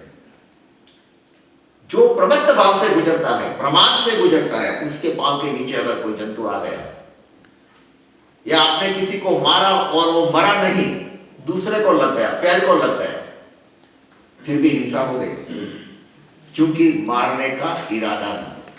अगर मारने का इरादा न हो, इरादा अच्छा हो, अपना लक्ष्य अच्छा हो, अपना ध्येय अच्छा हो कि नहीं मैं किसी को मारना नहीं चाहता, और कुछ गड़बड़ हो गई, अनजाने में ट्रेन में खड़े, अनजाने में धक्का लग गया, कोई गिर पड़ा या समझ लो बेहोश हो गया, फिर भी अपने को कर्म नहीं लगेगा, क्योंकि अप्रमत्त भाव से थे, कोई इच्छा नहीं थी मन में, गलती से हो गया, जानबूझ के नहीं किया। लेकिन जो जानबूझ के ईजा पहुंचाने की कोशिश करता है, अगर आदमी बच जाता है तो भी हिंसा बन गई, हिंसा हो गई। तो हिंसा की डेफिनेशन में प्रमत्त योगा बहुत महत्व का है। ये हुई हिंसा। हिंसा के बाद क्या आता है, झूठ का मतलब असत्य, सत्य नहीं, असत अभिधानम अमृतम। देखिए उसमें भी जैसा प्रमाद था ना, यहां भी प्रमाद है। अप्रमत्त भाव तो सब में है, ऑल डेफिनेशंस। उसके अलावा एक और शब्द है असत। असत मतलब अयथार्थ, जो जरूरी नहीं है। अभिधानम मीन्स कहना, जो अमृतम उसको झूठ कहते हैं। अयथार्थ जो यथार्थ नहीं है उसको कहना, उसको झूठ कहते हैं। अमृतम माने झूठ, असत्य। उसकी भी 5 है, भूत निंदा, अभूतोद्भावम, अर्थांतर, गर्हा, 4 बात है। उसमें एक ही बात है, 4 का अगर सिंपल एक ही सेंटेंस में बोले तो क्या कहते हैं कि जो चीज नहीं थी उसके बारे में आप बोले, हमने आपको कोई चीज दी नहीं और हम कहते हैं मैंने आपको $100 दिया था, वापस लो, मुझे चाहिए, तो झूठ हो गया ना। वो पहले एक बना ही नहीं था, पहले $100 लिया ही नहीं था। अगर आपके पास सचमुच $100 है तो मैं कहता हूं कि मेरा $200 वापस दे दो यार, दिया था तो 100, बोला क्या 200। तो जो चीज है उसको भी झूठ बना के बोलना, जो चीज नहीं थी उसको भी झूठ बना के बोलना। और तीसरी बात क्या है, अर्थांतर, बस यही बात, अर्थांतर, अर्थ उलट सुलट करना, वो भी अर्थांतर हो गया। और गर्हा, गर्हा का मतलब क्या है, निंदा है, वो भी झूठ है। अंधे को अंधा कहना ये भी झूठ है। अगर समझ लो कि सचमुच एक आदमी अंधा है और उसको आप बोलो कि भाई अंधा इधर आ जाओ, और उसको ये भी बोलो, अंधे को बोलो कि आप अंधे कैसे हो गए, उसको अच्छा लगेगा क्या? अंधे के लिए एक शब्द है, बहुत मजे का शब्द है, प्रज्ञा चक्षु। जिसकी प्रज्ञा वो ही चक्षु है, इसको कहते हैं प्रज्ञा चक्षु। जिसका विजन, जिसकी प्रज्ञा वही चक्षु बन गई, इसको कहते हैं प्रज्ञा चक्षु। तो हम कैसे कहेंगे भाई प्रज्ञा चक्षु, या आपकी दृष्टि को क्या हो गया, दृष्टि कैसे चली गई? तो उसको अच्छा लगेगा, वो बताएगा कि भाई यार ऐसा हुआ था, ऐसा हुआ था, ऐसा हुआ। आप तो प्रज्ञा चक्षु है, आपकी दृष्टि कैसे चली गई? मीठी भाषा बोलना। अगर अंधा बोला सत्य है फिर भी असत्य, सत्य है फिर भी असत्य। अदत्तादानम स्तेयम, अदत्त आदानम, जो किसी को दिए बिना जो चीज हमने ग्रहण की उसको कहते हैं चोरी, उसको कहते हैं चोरी। बिना परमिशन, मंजूरी के बिना, प्रजा लिए बिना, आपको कहे बिना हमने वस्तु ग्रहण कर दी, उसको कहते हैं चोरी। अदत्त और उसके भी चार है, स्वामी अदत्त, जीव दत्त, तीर्थंकर दत्त, गुरु दत्त। स्वामी दत्त मतलब मालिक की परमिशन दो। देखिए स्वामी और जीव दोनों में फर्क क्या है। स्वामी का मतलब जो जिसका मालिक है। ये किताब है मेरी है, तो परमिशन लेकर के आप मांगे तो बोलते हैं हाँ भाई ले जाओ, कोई हर्ज नहीं। अगर लिए बिना यहाँ पड़ी हो, आप उठा के चले गए, चोरी होगी। जीव का मतलब ये तो अदत्त, ये क्या है, अचित है, सचित है, उसकी भी मंजूरी। फिर तीर्थंकर दत्त, शास्त्र की आज्ञा, भगवान की आज्ञा है ना कि सचित मत लो, अचित लो, लो तो जानबूझकर पूरे सोच समझ कर लो। और गुरु की आज्ञा, सबसे बड़ी आज्ञा गुरु की। गुरु अगर जो मंजूरी दे, गुरु अगर जो कहे वो चीज ग्रहण ना करो, ना बोले तो, अगर हाँ बोले तो ग्रहण करो। कितनी मात्रा में ग्रहण करो वो भी गुरु बताएंगे कि भाई रोटी 2 ही लाना, ज्यादा मत लेना। बादाम लो तो खाली 4-5 ले आना, ज्यादा नहीं। गुरु सब पता। मैथुनम अब्रह्मा, मैथुन की व्याख्या क्या है, अब्रह्मा। अब्रह्म मतलब ब्रह्मचर्य का सेवन ना करना, इसी को कहते हैं मैथुन। मैथुन शब्द बने हैं किससे, मिथुन से। तो स्त्री और पुरुष का शारीरिक संबंध, इसको कहते हैं मैथुन, इसको कहते हैं मैथुन। तो वो अब्रह्मा। मूर्छा परिग्रह हमने बताया ना, मूर्छा, मूर्छा का हमने बताया आसक्ति। मूर्छा का मतलब मोह, आसक्ति, बेहोशी, ये सब मूर्छा का पर्यायवाची शब्द है, पर्यायवाची शब्द है। ठीक है, तो ये हो गई। इसके बाद एक और व्याख्या है निःशल्यो व्रति। अब देखिए ये भी जबरदस्त व्याख्या, समझने जैसी। हमने व्रत तो ग्रहण कर दिया, लेकिन हमारे मन में, हमारे भीतर एक कांटा है, कांटा लगा है। शल्य, शल्य का मतलब कांटा। कांटा अगर हमें चुभता है, कौन सा कांटा चुभता है, माया शल्य, नियाणा शल्य, विज्ञात्व शल्य, तो हम व्रती नहीं है, फिर हम व्रती नहीं है। आपने व्रत ले लिया, लेकिन आपके मन में माया है। माया का मतलब क्या, किसी को ठगने की बात करना, किसी के साथ उलट सुलट बात करो, किसी के साथ दिल में कुछ बाहर कुछ करो, ये सब माया है। ये माया करके अगर आपने व्रत भी ले लिया तो आप व्रती नहीं है। शास्त्र कहता है आप निःशल्य हो, शल्य बिना ही व्रती हो सकते हैं। फिर नियाण शल्य, शल्य के नियाण मतलब कुछ मांगना।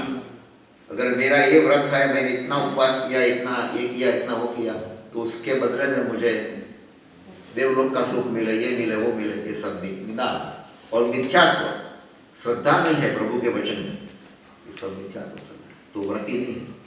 जो व्रती है उसके मन में श्रद्धा तो होती है। और फिर आगे का 2 तो बड़ा आसान है, अगारी अनगारा। जो व्रत के 2 विभाजन कर दिए। एक है अगारी व्रति मतलब अणुव्रति, अनगार, अगार का मतलब है घर, जो घर में रहता है उसको कहते हैं अगारी। अगार का मतलब घर, और अनगार का मतलब साधु, जो जंगल में रहता है, घर में नहीं रहता, उसका क्या कहते हैं, अनगार, उसको कहते हैं अनगार। आछे अनगार हमारा। अणुव्रतो अगारी, जो अगारी है उसको क्या है, सब अणुव्रत है। अब जरा ये देखना जैसा है, देखो ये स्टोरी अब कहां से किसकी बात करते हैं, ये हमारे लिए, महाव्रतधारी के लिए नहीं। जो महाव्रत है उसको ये कोई जरूरत नहीं। जो अणुव्रती है उसके लिए ये सब जरूरी है। तो पहली बात क्या कहते हैं कि दिग्देश अनर्थ दंड वृत्ति सामायिक औषध उपवास उपभोग परिभोग परिमाण अतिथि संविभाग व्रत संपन्नश्च। ये जो 7 बातें बताई उसको कहते हैं, एक शब्द में बोलो तो क्या है, शील व्रत कहते हैं। देखिए शील का मतलब 4 गुण व्रत, 3 गुण व्रत और 4 शिक्षा, ये दोनों मिलाकर जो व्रत बनते उसको क्या कहते हैं, शील व्रत। अनुव्रत से कोई संबंध नहीं, अनुव्रत को बाजू में रखो। ये शील व्रत अनुव्रत को स्थिर करने के लिए, अनुव्रत को मजबूत करने के लिए हर एक ये जो व्याख्या है, जो सूत्र है, सूत्र में दिग के बाद देश आती है, देश वृत्ति, दिग्वृत्ति, देश वृत्ति। लेकिन असल में गुण व्रत में दिग्वृत्ति और देश वृत्ति दोनों अलग अलग हो जाते हैं। गुण व्रत में आती है दिग परिमाण, उपभोग, परिभोग और अनर्थ, और शिक्षा व्रत में सामायिक, देशावकाशी यानी देश वृत्ति, औषध, उपवास और अतिथि संविधान। अब ऊपर से जरा थोड़ा देख लेकर क्या कहना चाहते हैं। दिग परिमाण, सब परिमाण है, दिशाओं का परिमाण, दिशाओं का नक्की करो आप कि ऊपर नीचे इतना, इतने से आगे हम नहीं जाएंगे, नॉर्थ वेस्ट में इतने से आगे नहीं जाएंगे, नॉर्थ साउथ में, ईस्ट वेस्ट में इतने से आगे नहीं जाएंगे। अब आपने एक पूरा परिमाण तय कर दिया, उसका मतलब क्या हुआ, उसकी बाहर जो हमने सोचा कि 10,000 मील से आगे नहीं जाएंगे, तो 10,000 मील के बाहर जो भी पाप होता है उसका जिम्मा आपका नहीं, उसका जिम्मेदार आप नहीं। जो भी पाप क्रिया होती है आपको कुछ नहीं लगता, क्योंकि आपने व्रत ले लिया है। मैं जो भी, मुझसे जो भी होगा इस विस्तार के अंदर, चाहे 1000 बार मुसाफरी करो, कोई फर्क नहीं पड़ता, उसके आगे, उसके बाहर नहीं जाना। ये हमारा निर्णय है। अलग अलग होता है, अलग अलग होता है, आपके ऊपर आधारित है कि आप कितना निर्णय लेते हो, ऊपर नीचे आगे पीछे क्या देखना, सब टू यू।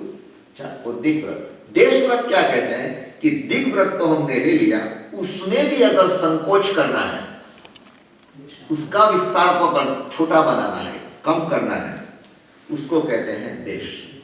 तो समझ लो कि एक दिन ऐसा आ गया कि बाहर कोई वातावरण ऐसा है, धुंधला है, आकाश में सूर्य नहीं है, बारिश गिरने की कोई संभावना है, हम घर में बैठे हैं, तो बोला कि चलो आज एक घर से बाहर नहीं जाएंगे, घर से बाहर नहीं जाएंगे। तो जो आपने पूरा, आपके पास तो पूरा लाइसेंस है जाने का, क्योंकि ले लिया ना, पक्का व्रत तो ले लिया था, दिग परिमाण तो ले लिया था, लाइसेंस तो है, फिर भी आप कहते हैं कि आज का दिन मैं घर में ही रहूंगा, एकदम संकोच कर दिया। वो संकोच करने का नाम, उसको क्या कहते हैं, देशावकाशिक। देखना, सामायिक करना और प्रतिक्रमण करना उसको देशावकाशिक नहीं कहते हैं, ये नोट कर लो ये बात। सामायिक और प्रतिक्रमण करना देशावकाशिक नहीं। कई किताब में लिखा है, इसलिए कहता हूं, कई बुक में मैंने पढ़ा है ऐसा कि सामायिक और देशावकाशिक उसको भी कहते, वो उसका तरीका है बचने का, कि आप घर में अकेले बैठे हैं तो क्या करें, टीवी तो चालू नहीं कर सकते, आपने व्रत ले लिया और सब सोच समझ के लिए चलो सामायिक करें, वो ठीक है, सामायिक करना कोई बुरी बात नहीं, लेकिन ये व्रत देशावकाशी की डेफिनेशन नहीं है। देशावकाशी की डेफिनेशन क्या है कि जो आपने चारों दिशाओं के जाने का परिमाण तय किया था उसका संकोच करो, ठीक है। फिर सामायिक, सामायिक तो आगे बात, अनर्थ धन वृद्धि। अनर्थ धन वृद्धि का मतलब क्या, जो अर्थहीन है, अनर्थ, जिसका कोई उपयोग नहीं है, जिसका कोई उपयोग नहीं है हमारे लिए जीवन में, उसको, उसके पीछे क्यों भागना है।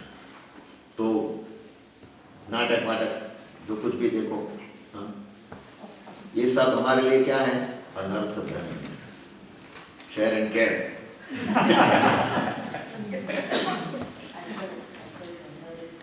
हकीकत में वो अनंत धन है, डोनेशन दे दो, जाने की जरूरत क्या है, अनंत धन। ठीक है, ये तो सबकी अलग अलग है, इस मतलब, पर उसमें भी अगर समझ लो गए तो भी आसक्ति, बिना आसक्ति, अनर्थ धन ये हो गया।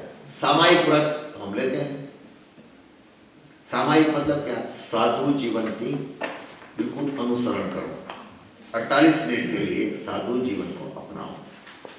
इसका मतलब यह है कि बैठ करके क्या है, अपने मन को ऊपर उठाओ, मतलब समता भाव लाने का प्रयत्न करो। इस समभाव में रहना उसको कहते हैं सामायिक। इस सामायिक के बाद औषध उपवास। औषध उपवास में भी कई चीजें ध्यान में रखनी पड़ती है। आहार की तो छुट्टी है, अगर उपवास करो, एकासन करो, कुछ भी करो, लेकिन शरीर का क्या करो, सजाओ मत। कंगा भी ना मत रखो पास में, कंगन भी नहीं, कंगन भी नहीं और कंगा भी नहीं, कुछ भी नहीं मत रखो। मुंह देखने का तो कोई सवाल ही नहीं है। कपड़े भी कम से कम, कोई कहना वहना कुछ नहीं, शरीर को सजाओ मत। ये सब जो है ये औषध उपवास। उपभोग परिभोग, एक बार जो भुगतना पड़ता है उसको कहते हैं उपभोग, बार बार भुगतना पड़ता है उसको कहते हैं परिभोग। देखिए मैंने पिछले बार भी बताया था कि भोग उपभोग और उपभोग परिभोग, इसमें भोग उपभोग, उपभोग के साथ जब भोग जुड़ा जाता है ना तो भोग को एक बार भोगने को भोग कहते हैं, बार बार भोगने को उपभोग कहते हैं। भोग उपभोग उसकी बात कर रहा हूं। लेकिन उपभोग के साथ जब परिभोग जुड़ता है तो उपभोग एक बार और परिभोग बार बार। हमारे लिए उपभोग परिभोग का मतलब क्या, उपभोग एक बार और परिभोग बार बार। फिर अतिथि समविभाग व्रत। अतिथि समविभाग का मतलब क्या कि हमने कोई तप किया, उपवास वगैरह किया, दूसरे दिन एकासन करके साधु महात्मा को बुलाओ, वो आ जाए और जो चीज हमारे से ले उसी का ही उपयोग करना, एकासन, उसको कहते हैं अतिथि समविभाग। देखिए अतिथि समविभाग का मतलब है दान देना, देना कुछ देना। समविभाग का मतलब क्या है, जो हमारे पास चीजें हैं उसका विभाजन करना, उसको कहते हैं समविभाग। कि भाई मेरे पास इतना खाना है, ये भाग मैं साधु भगवान को दे दूंगा, बाकी का मैं रखूंगा, उसको कहते हैं समविभाग, टू डिवाइड, है ना। चाहे वो स्वीकार करे या ना करे अलग बात है, लेकिन अतिथि किसको कहते हैं, जो बिना तिथि बताए आते हैं। साधु भगवान आते हैं तो कहते तो नहीं कि हम आएंगे तब, आप बोलो तो कहते हैं कि भाई ठीक है देखूंगा, लेकिन पक्का नहीं करेंगे। समझ लो कि आ गया तू, अतिथि बन के आए और आपने समविभाग तो कर दिया था, मेरे पास 10 चीज है, ये साधु भगवान के लिए, ये मेरे लिए, ये साधु भगवान के लिए। ऐसा आप डिवाइड नहीं करते हैं, पर मन में ये सोचते हैं कि साधु भगवान को हम देंगे। अब साधु भगवान जो आए वो कहते हैं कि मुझे ये चाहिए, ये चाहिए, वो चाहिए, ये दो, ये दो, ये दो, ये दो, 4 चीज ले ली, बाकी के नहीं ले। तो 4 चीज जो ले ली उसी से ही आप एकासन कर रहे हैं, उसी को कहते हैं अतिथि समविभाग। चलो आगे बढ़े। अब मरणांतिकी संलेखना जोशिता। संलेखना व्रत, संलेखना मतलब क्या कि आदमी बीमार है और उम्र हो गई है, अब शरीर कुछ काम नहीं देता, शरीर भी एकदम आलसी बन गया है, अब क्या करें। तो सोचता है कि अब मेरा जीवन कोई जीने लायक तो नहीं बना, तो फिर मैं अब चैन से अपने मृत्यु को स्वीकार करता हूँ। परमिशन ले करके वो तप में लगा रहता है, या अठम करता है, छठ करता है, कुछ भी करता है, निरंतर वो कहता रहता है। और संलेखना मतलब है शरीर को और कषायों को क्रश करना। कृश शब्द है, कृश का मतलब पतला बनाना, मोटा नहीं। हमारा कषाय बड़ा मोटा है, शरीर तो है या नहीं है पता नहीं, लेकिन कषाय तो है ही। तो दोनों को क्रश करना है ना। जगह हम खाना नहीं मिलेगा तो शरीर तो अपने आप पतला हो जाएगा, और कषाय को भी पतला करना, इसी को कहते हैं संलेखना। जोशिता मतलब जोश पूर्वक, प्रसन्नता के साथ, प्रीति पूर्वक, इसी को कहते हैं मरणांतिकी, मरण के अंत तक, उसी को कहते हैं मरणांतिकी संलेखना जोशिता। अब सब अतिचार है, झड़प से ले हम जरा। पहले है सम्यक दृष्टि अतिचारा। तो सम्यक दृष्टि के अतिचार, अतिचार का मतलब क्या? अतिचार का मतलब यह है कि मैंने व्रत तो लिया, लेकिन किसी अनजाने से, अनत्थणा भोगेणम महत्तरा कारणम सब समाहि मत्या कारणम, बोलते हैं ना, सहसा कारणम। अगर कोई गलती से कोई चीज हमने ले ली, स्वीकार कर दी, हमारी गलती हो गई, तो व्रत भंग नहीं हुआ, व्रत में एक दाग लगा, एक दाग लग गया, काला धब्बा लग गया, छोटा सा, उसको हम साबुन से धो सकते हैं, बराबर, प्रायश्चित से, तो उसको कहते हैं अतिचार। तो इस जो अतिचार है हमारे जीवन में आते हैं, वो अतिचार सम्यक दृष्टि में 5 है। शंका, जिन वचनों में शंका रखना, ये सच है कि नहीं? भगवान ने कहा कौन देखने गया? कांक्षा, कांक्षा का मतलब है धर्म के फल के प्रति इच्छा रखना, इच्छा रखना। ये धर्म अच्छा, ये बहुत बढ़िया धर्म है, हमें ये चाहिए, वो ये सब। विचिकित्सा, विचिकित्सा मतलब धर्म के फल जो है उसके प्रति संदेह रखना। कांक्षा में तो मुझे ये धर्म मिले, मुझे ये धर्म मिले, ये धर्म बहुत अच्छा है, जैन धर्म से बहुत बढ़िया है, ऐसा कुछ रखना एक कांक्षा है। अन्य दृष्टि प्रशंसा, कोई अच्छा लेक्चर देते हो उससे प्रभावित हो जाना, तो बोलता है कि नहीं धर्म तो ये बढ़िया है। अन्य दृष्टि संस्तव, किसी की प्रशंसा करना जाहिर में, जो सम्यक दृष्टि नहीं है, ये सब सम्यक दृष्टि के अतिचार है। जहां तक हमारे में सम्यक दृष्टि व्रत है और ये व्रत डगमगा ना जाए और ढीला ना पड़ जाए, इसके लिए ये 5 अतिचार है, ठीक है ना? जो सम्यक दृष्टि में पूरा स्थिर हो गया उसके लिए कोई सवाल नहीं। जो नहीं है, अभी अभी हमने पांव रखा है और हमें ये सब में मुक्त हो गए, तो अतिचार हो गए। व्रत शीलेषु पंच पंच यथाक्रमम, इसमें और उसमें फर्क क्या है? ये जो है सम्यक, अब व्रत का मतलब जो भी 12 व्रत थे ना, 5 अनुव्रत और 7 सिर व्रत, ये 12 की एक की 5-5 अतिचार है। आपका 10 मिनट ज्यादा लेता हूँ, हो जाएगा।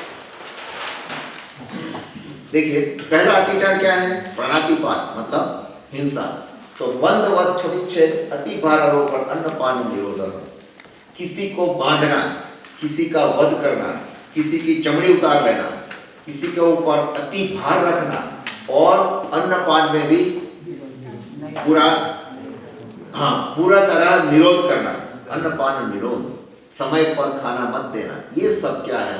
पहले प्राणातिपात व्रत के अतिचार है। दूसरे व्रत मिथ्योपदेश, रहस्य व्याख्यान, कूटले क्रिया, न्यास पहार, साकार मंत्र वेदा।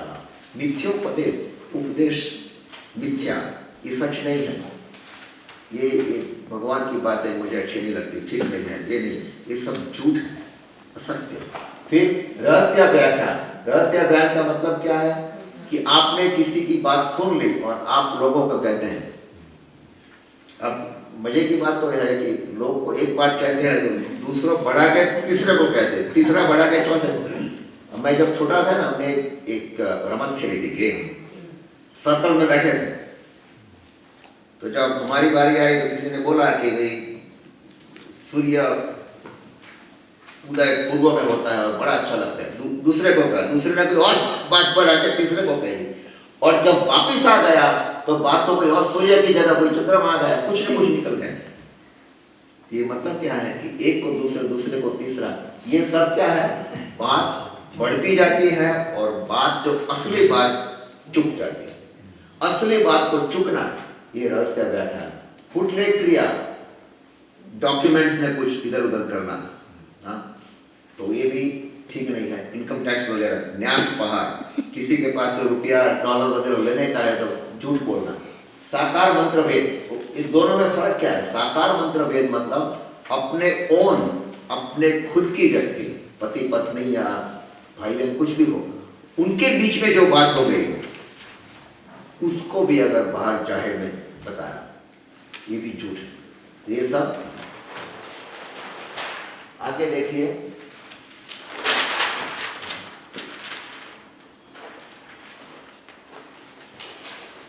तेन प्रयोग तदत्तादान विरुद्ध राजाति। अब चोरी की बात है। चोरी में स्तेन प्रयोग मतलब चोर को उत्तेजन देना, चोर को चोरी का साधन देना कि भाई ये चोरी ले, उसके ऊपर तू चढ़ जा, ये चाबी है, ये लगेगी। हम कुछ नहीं करते, हम दूसरे को प्रोत्साहित करते हैं, तो ये भी ठीक नहीं है, ये चोरी हो गई। फिर तदाहुतादान, जो चोरी का माल बाजार में बिकता है वो खरीद लेना, वो भी चोरी को उत्तेजन देना है। आजकल तो बाजार में मिलता है, हम बोलता है कि हम क्या जाता है, हमको तो सस्ते में मिलता है ना, पर सस्ते में मिलता है ये जानकर हम ले ले, वो भी चोरी है, चोरी को उत्तेजन देना है। विरुद्ध राज्यातिक्रम, दान चोरी, कुछ जो गवर्नमेंट के कायदे हैं उसको भी चुका देना। हिनादिक मानोन्मान, माप जो है नाप, तोलने का जो नाप है वो भी झूठा रखना, और प्रतिरूपक व्यवहारा, प्रतिरूपक का मतलब है कि असली माल में नकली माल को मिला देना और बेचना। आजकल तो ये होता है ना, ये सब चोरी। पर विवाहकरण अब क्या है, कौन सा है? मैथुन विमर्दन, स्थूल मैथुन विमर्दन। देखिए सब अनुव्रत की है, ये सब साधु भगवान के लिए नहीं, अनुव्रत। पर विवाहकरण, दूसरे का विवाह करवाना, रचाना। कई बार तो मुझे हंसी आती है, कई बार लोग क्या कहते हैं, कुंडली लेके आचार्य भगवान के पास जाते, साहब गुरुदेव कुंडली मिला दो जरा, ठीक है कि नहीं? सच बात कहता हूँ, झूठ नहीं। क्योंकि आचार्य भगवान ज्योतिष को जानते हैं और श्रावक के साथ संबंध भी अच्छा बनता है। तो बात में कहते हैं लड़के की शादी है, उनकी कुंडली है कि साहब जरा देखो ना कुंडली मिलती है, गुरु बराबर है कि नहीं। तो ये अगर आचार्य भगवान या साधु भगवान ये करे या बताए तो उनको भी दोष लगेगा। सच्चे तो आचार्य भगवान ना बोल देगा ये मेरा काम नहीं, दूसरे को बताओ। पर विवाह कर इत्वर परिग्रहिता गमन, तो जो अपनी खुद की स्त्री नहीं है, अलग किराए की है, अलग है, और कुमारी का है, आश्रम की है, उनके साथ व्यवहार करना, मैथुन करना, ये सब इत्वर परिग्रहित। अनंग क्रीड़ा और अपरिग्रहिता गमन एक ही बात है, अपरिग्रहिता गमन में भी थोड़ा सा फर्क है, बाकी कुछ नहीं।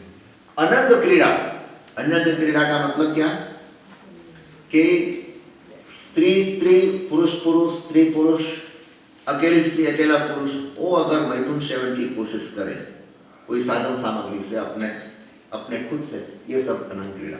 तीव्र कामाभिनिवेश, तीव्र कामाभिनिवेश मतलब काम वासना अपने आप अगर बढ़ती गई तो वो भी मैथुन ही है, वो भी मैथुन है, तो इससे बचना।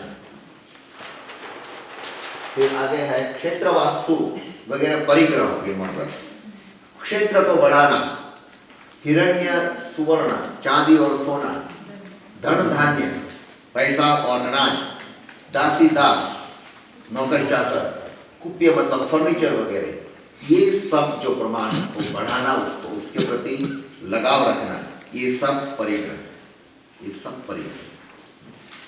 और इसके बाद जो है दिग्वृत्ति, दिग्वृत्ति का मतलब क्या है? एक गुणव्रत है ना, गुणव्रत नंबर 1 दिग्वृत्ति। ऊर्ध्व अधः तिर्यक गतिक्रम, क्षेत्र वृद्धि स्मृति अंतर्धानानि।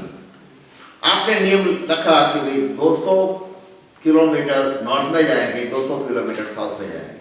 अगर नॉर्थ में आपको 300 जाना है तो आप अपने मन को मनाएंगे कि चलो 200 साउथ में है ना, उसमें 100 उधार ले लो और उसमें जुड़ा लो। ये नहीं चलता, ये भी प्रतिबंध है, विचार लगता है। इधर का माल वो नहीं करना चाहिए। आप कहते हैं मेरे पास स्टॉक में है, 200 उधर है, 200 उधर है, 300 जाना है तो 100 उधर ले लो, ये ठीक नहीं है, दैट इज नॉट ऐसा। ये सब ऑल डायरेक्शन में ये है।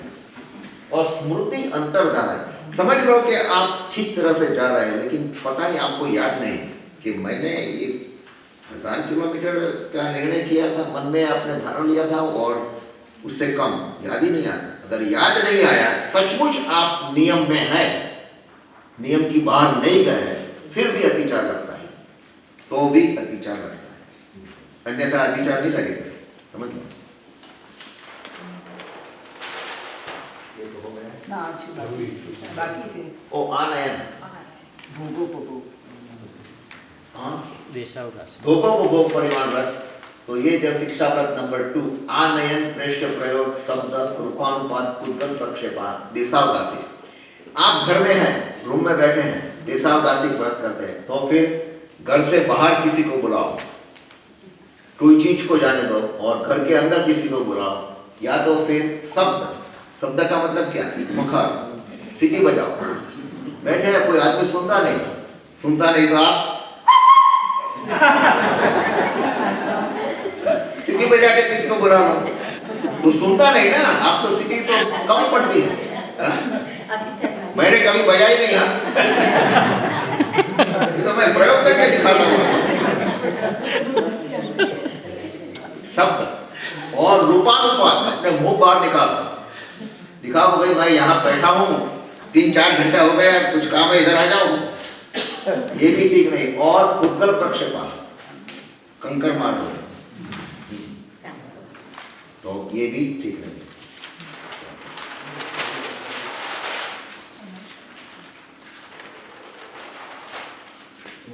सत्यावीस, कंदर्प कौतुक्य मौखर्य असमीक्ष अधिकरण उपभोग अनर्थ दंड वृत्ति। अनर्थ दंड क्या है?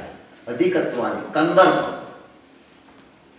कोई जिसना काम चेष्टा बढ़ जाए ऐसी बातें करना, और कौतुच्य, उसका दोनों में फर्क क्या है? ये सिर्फ बात करना और ये शारीरिक भी चेष्टा करना, शरीर से भी बताना काम वासना क्या है। मौखर्य, मौखर्य का गुजराती में कहते हैं लवारा करना, बकबक करना, फालतू बातें करने की कोई जरूरत नहीं है। हमें बहुत ऐसे मिलेंगे लोग बस बकबक करते ही रहते हैं, उसमें कोई सार नहीं है। हाँ? तो मौखर्य, असमीक्ष अधिकरण, कुछ शस्त्र वगैरह हैं वो देना, चप्पू दे दो, छुरी दे दो, कोई जरूरत नहीं। अगर दोगे तो फिर अनर्थ दंड, वो उपयोग करेंगे, कैसा उपयोग करेंगे आपको क्या पता। हा? तो ये सब जो है ये अनर्थ दंड का विचार है।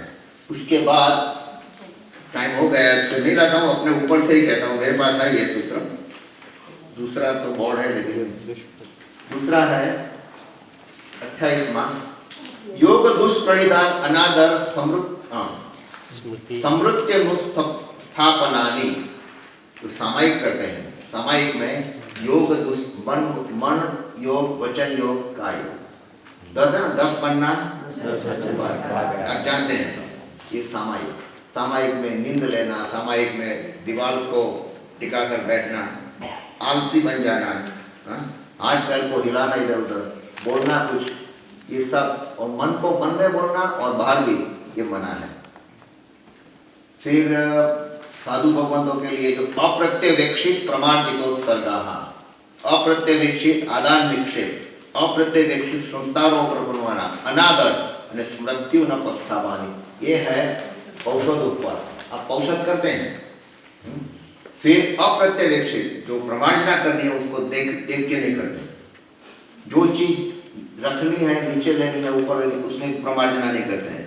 अनादर करते हैं, आदर नहीं करते हैं, मतलब औषध के प्रति आदर नहीं है, करना पड़ता है इसलिए करते हैं, ये आदर नहीं है।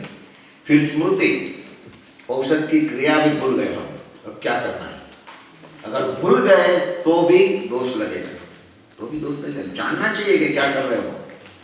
फिर सचित्त 30वां सूत्र है, सचित्त संबद्ध सम्मिश्रा अभिषव दुष्पक्वाहारा, दुष्पक्वाहारा, जो चीज पूरी पकाई हुई नहीं है, कच्चा बनाया हुआ है, तो पूरा पक्का से भी ऊपर हो गया, वो दोनों दुष्पक्वाहारा कहते हैं। जो सचित्त है, जो मिश्रित है, ये सबको लेना देना और लेना, ये भी अतिचार है। फिर सच्चित निक्षेप विधान परव्यदेश मात्सर्य कालातिक्रमण, उसका मतलब क्या कि कई बार साधु भगवान भिक्षा के लिए आते हैं और हमारे पास चीज नहीं है, साधु भगवान को सब कुछ आगे वाले साधु भगवान को दे दी, अब चीज बहुत कम है खाने की, तो लोग क्या कहते हैं, कई बार ऐसे करते हैं, सचित को ऊपर ढांक देते हैं और उसके ऊपर सचित को बिठाते हैं, साधु भगवान नहीं रहते, हाँ नहीं रहते ना।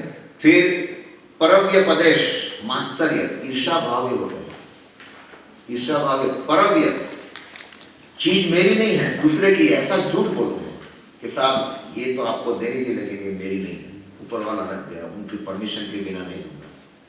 अगर दूसरे की चीज है तो आप क्या बोलते हैं, ये मेरी है, और अगर आप देते हैं, और कालातिक्रमा, काल बीत जाने के पश्चात आप बुलाते हैं और काल के पहले।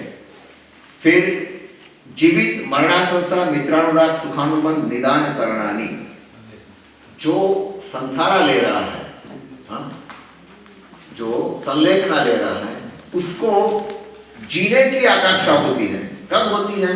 समझ लो कि संथारा ले लिया, उसके बाद तबियत सुधर गई, फिर खाना पीना बंद हो गया ना, मेवा मिठाई खाने का अब तो कोई सवाल ही पैदा नहीं होता, तो तबीयत अच्छी होने लगी तो बोलता है कि अब तो जी जाए वही अच्छा है, ये संथारा क्यों मैंने ले लिया। ऐसी गलत फहमी होती है। फिर मरणासंसा, अगर समझ लो कि दुख से पीड़ित है तो बोलता है कि मृत्यु आ जाए तो वही अच्छा है। सच में क्या है, संलेखना व्रत जो लेता है वो मन में क्या सोचता है कि मैंने अपना शरीर को प्रकृति को सौंप दिया, जब मृत्यु आएगी सो आएगी, हाँ मुझे कुछ लेना देना नहीं है, अपने आप बस मैं तो बैठा हूं इधर, भगवान के मैंने पूरा सौंप दिया, जो कुछ होगा वो होगा। लेकिन ये क्या कहता है, बच जाए, अब मर जाए तो अच्छा है क्योंकि दुखी हो रहे हैं। फिर मित्रानुराग, लास्ट मोमेंट में बोलते हैं कि भैया ये मेरे एक पुराना दोस्त है तो पड़ोस में रहता, उसको बुलाओ ना, जरा गुड बाय तो कह दूं। ये भी मन में बात आती है, पुराना दोस्त अभी तक देखा नहीं, बहुत दिनों से देखा नहीं, आता रहता था, अब तो जीने की कोई आकांक्षा नहीं है, जीने का कोई अब कोई सवाल ही पैदा नहीं होता। फिर मात्सर्य नहीं, सुखानुबंध, सुख का अनुबंध, मुझे मेरे एक प्रक्रिया, मुझे ये सुख मिले ये सुख मिले, और पुराने सुख की याद सताती है। और निदान करना नहीं, निदान मतलब नियान। अब दान की व्याख्या, लास्ट टू, पिछले दो है। 33वां सूत्र है, अनुग्रहार्थम स्वस्यादि सर्गो दानम, जो अपना पास जो है वो दूसरों को दो, दूसरे का ऊपर उपकार करो, उसको कहते हैं दान। ये भी क्या है, जो लेने वाला और देने वाला दोनों को बुरा ना लगे, मतलब जो देते हैं उसको अहंकार ना आ जाए, जो लेते हैं उसको उसका भी मन हल्का ना बन जाए, उसको कहते हैं दान। अब दान किसी तरह दिया जाता है तो कोई विधि, द्रव्य, दातृ, पात्र विशेषाच तद विशेष, विधि पूर्वक दान दो। फिर कहते हैं द्रव्य, द्रव्य मतलब क्या दान दे रहे हैं, और वो भी बड़ा इंपॉर्टेंट है। दातृ, आपकी पात्रता कैसी है, किसको दान दे रहे हो, सुपात्र है या कुपात्र है या सिर्फ पात्र है। सुपात्र किसको कहते हैं, देखिए दान में भी दो तीन तरीके, एक है उत्कृष्ट दान, एक मध्यम दान और एक सामान्य दान। सामान्य तो उत्कृष्ट दान किसको कहते हैं, तीर्थंकर परमात्मा, उसके लिए जो दान देते हैं आपको उत्कृष्ट दान मतलब बेस्ट। मध्यम है जो साधु भगवान को आप देते हैं, और सामान्य है सब बाकी के लोगों को, या तो सम्यक दृष्टि आत्मा को देते हैं, वो भी तीसरी किस्म का है। उसके नीचे अगर जाता है तो अनुकंपा दान बन जाता है। ठीक है, तो इसी तरह 7वें अध्याय में हमने पूरा अवलोकन किया। अगर ये समझाने में गलती से अगर कोई मेरी गलती हो गई हो तो मैं भगवान की समक्ष में क्षमा याचता हूँ। आप सबको मैं बड़ा धन्यवाद देता हूँ कि मेरी वाणी आपने पूरी शांति से सुना। अगर मेरे बोलने में, समझने में, समझाने में कोई गलती हो गई है तो क्षमा करना। धन्यवाद। अंतिम मांगलिक करना सब साथ में। सर्वमंगल मांगल्यं सर्वकल्याणकारणं प्रदानं सर्वधर्माणां जयं जयति सा। सब दर्शकों का